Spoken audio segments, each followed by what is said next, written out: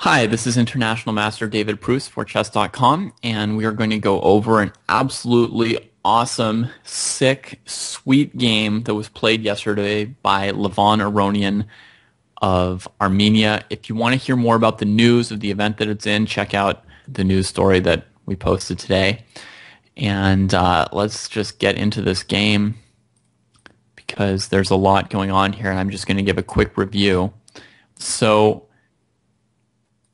normally people play knight f6 here in the Slav defense, whether white plays knight c3 or knight f3.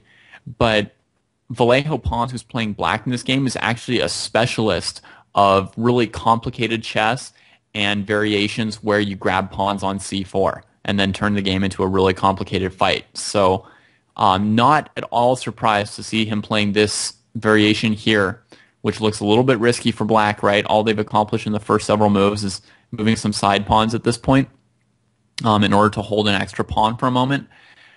But not surprised to see him take that risk to hold on to the pawn and turn the game into a really, really sharp struggle.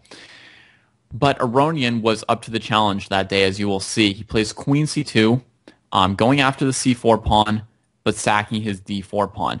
And if black just continues normally and doesn't accept the challenge and take the d4 pawn, then when white takes back this pawn on c4, white's just going to have a very nice advantage. So, of course, pawns takes the pawn on d4, and that was his plan to get into this kind of a fight. Retreats the queen. Aronian gets back one of the two pawns, but it's still a pawn sack. He's down a pawn, and they will finish out their development here.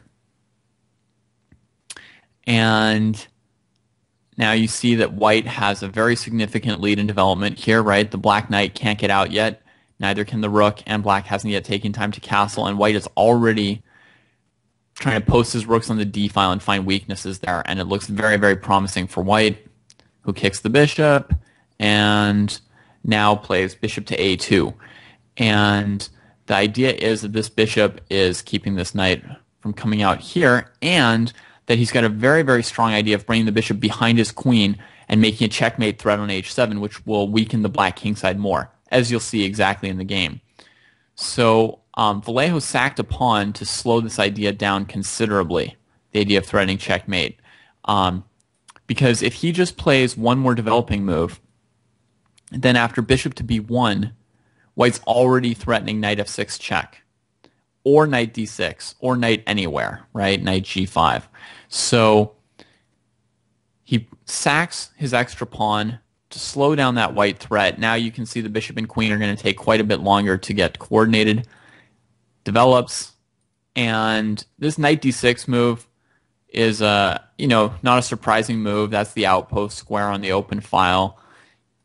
He leaves black kind of weak on the d file, right? So he's bringing his rooks to bear. White has a huge positional pressure here. And now he goes for that checkmate threat, and you see it forces a weakness. And then he plays h4, and next move he will play h5, and this pawn can't take. So black has to prevent h5 from white, and that weakens his position even more on the king side. So now white has everything in place to start a kingside attack. And the first thing you should do in these cases is, well, transfer your queen into those weak squares. Bishop to b7, knight d4. You see that Vallejo has managed to coordinate his minor pieces, his bishop and knight, and his queen's okay, but he still hasn't done anything with his rooks, and his kingside is weak. At this point, you can definitely see a smashing win for white coming, and here it starts with white leaving his rook hanging. Now, not a huge surprise since he trapped his own rook in order to go for this idea anyway, but he could also have traded his bishop for this knight. But he brings the queen in, and now basically it's about to be over for black. White's threat is to take on e6 here, because if the pawn takes back, he'll play queen to g6. And my guess would be that it would be a slightly better defense for black to bring the king up, but I think that white would still maneuver their queen in and very shortly here have a winning attack. With the queen coming into f6 and then some kind of sack on either g6 or e6. Will not be something that black can prevent. So anyway, the queen comes in. Vallejo takes the rook that's on offer. Note for anyone defending, you might as well be up a rook if you're going to be defending anyway. You don't want to be defending and have no scenario where you escape. Aronian sacks the bishop as well instead of recapturing the knight. And he's threatening checkmate on h7, so black takes back and he grabs that pawn. And now he brings his knight in, still not recapturing this piece. He's got a pretty big threat of checkmate in 1 on g7. He can also capture this rook in some cases. So if black played rook f7, then he's going to take on d6 with his rook or his pawn. I don't even know which one is better. But let's just say like this. And now he'll be threatening queen g6 check. So this is going to be a tough situation for black. He can also do it taking with the rook first, and then he's threatening rook d8 check as well as queen g6. I think that might be the faster winning move. So black does not save his rook. Instead, he saves the knight while defending g7. And check, king here, take the rook in a moment here. After getting rid of that h5 pawn, always a good idea. And he brings the rook down to d7. White is down 2 minor pieces this way, but he's threatening checkmate on h7, he's threatening the bishop, and black's going to have to give up one of their 2 extra pieces.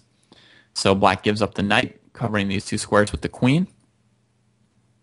And now with rook f8, he's able to finally mobilize all 3 of his pieces, and that means white's not going to be able to checkmate the black king, even though it's alone. But white has by now collected 4 pawns, and black's only up a bishop. So Aronian just smoothly transitions it to an endgame. And this is absolutely the right thing to do in these situations where you've got a lot of pawns against a piece. You don't want black to start some kind of counterattack against g2 or f2 or with queen c1 check. There's lots of dangerous threats, so you trade the queens off like this. And this endgame here is very easy for Aronian to win. He picks up the a pawn and goes after the c4 pawn. Black can't let white take this pawn because then white can win at their leisure with the 4 kingside pawns. So black doesn't take on b2, he defends the pawn, and now Aronian's marching his pawns forward, and pawns is attacking his pawns, but the passed pawns are too close to queening. This e-pawn's going to cost black a bishop. Threatening e8 queen, black comes back f6, and here black resigned. Basically white's threatening f7 check followed by queening, so black has to put their rook behind the f-pawn if they want to keep playing. And then white is going to play king to e3. The rook will come here to f1, for example. And the white king can deal with black's c-pawn. And nobody on black's side can deal with the a-pawn. So white wins. Brilliant, brilliant game by Aronian. Beautiful positional chess leading to some classic sacrifices and a very easy endgame win for him. So he gets off to a good start in the Grand Slam final. I hope you enjoyed this video, and I'll see you around on Chess.com.